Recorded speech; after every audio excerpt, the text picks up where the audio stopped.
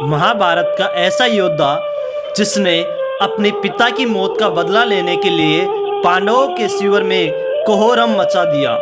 महाभारत काल में कई ऐसे योद्धा हुए जिन्होंने युद्ध में अपने पराक्रम से विरोधी सेना में जबरदस्त कोहरम मचाया। इनमें से एक योद्धा ऐसा भी है जो आज तक जीवित है।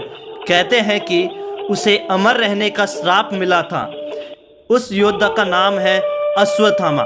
कौन है अश्वत्थामा? अश्वत्थामा पांडव और कौरव के गुरु द्रोणाचार्य का बेटा है।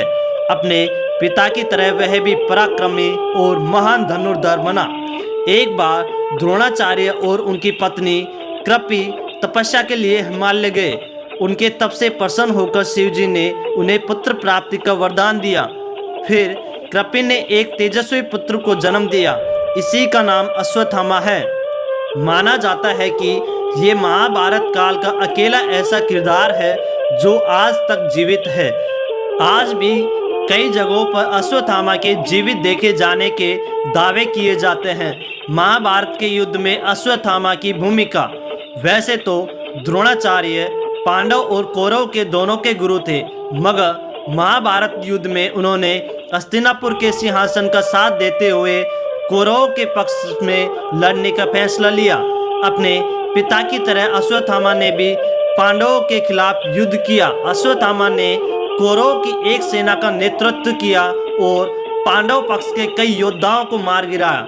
कहते हैं कि जब घटोत्कच के नेतृत्व में राक्षसों की सेना ने आक्रमण किया तब सभी कौरव भाग खड़े हुए, मगर अश्वत्थामा अकेले वहां खड़ा रहा और घटोत्कच के पुत्र अंजनापर्वा को मार गिराया। अश्वत्थामा ने घटोत्कच को भी घायल कर दिया। महाभारत युद्ध के दौरान एक ऐसा भी समय आया जब अश्वत्थामा के मौत की झूठी खबर फैलाई। दरअसल द्रोणाचार्य का वध करने के लिए श्री कृष्ण ने पांडवों से अश्वत्थामा की झूठी खबर फैलाने के लिए कहा। धर्मराज युधिष्ठिर ने कहा कि वे झूठ का सहारा नहीं लेंगे।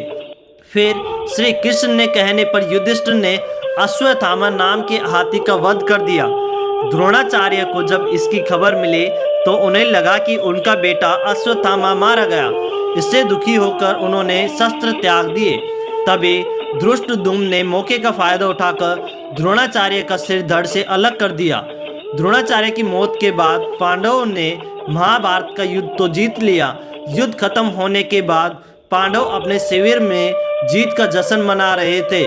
दूसरी ओर अश्वत्थामा अपने पिता की मौत से बहुत दुखी हुआ। उसने बदला लेने की ठानी। अश्वत्थामा रात में पांडवों के शिविर में पहुंचा और कोहरम मचा दिया। अश्वत्थामा ने द्रौपदी के सभी पुत्रों और धृष्टद्युम्न को मार गिराया। अपने सभी पुत्रों का वध होने से द्रौपदी बिखर कर रोने लगी। अर्जुन को क्रोध आया और अश्वत्थामा के पीछे चला गया। अर्जुन अश्वत्थामा को पकड़कर द्रौपदी के सामने ले आया। द्रौपदी ने अश्वत्थामा को माफ कर दिया, मगर श्री कृष्ण ने उसे हजारों सालों तक भटकने का श्राप दे दिया। अर्जुन ने उसे अपमानित कर शिविर से बाहर निकाल दिया। कहा जाता है कि तब से आज तक अश्वत्थामा भटक रहा है। प्लीज़ हमारे चैनल को ज़रूर सब्सक्राइब कर देना। प्लीज़ ज़रूर सब्सक्राइब कर देना। आपके एक सब्सक्राइब से हमें बहुत मोटिवेशन मिलता है, इसलिए प्लीज़ हमारे चैनल को ज़रूर सब्सक्राइब कर देना।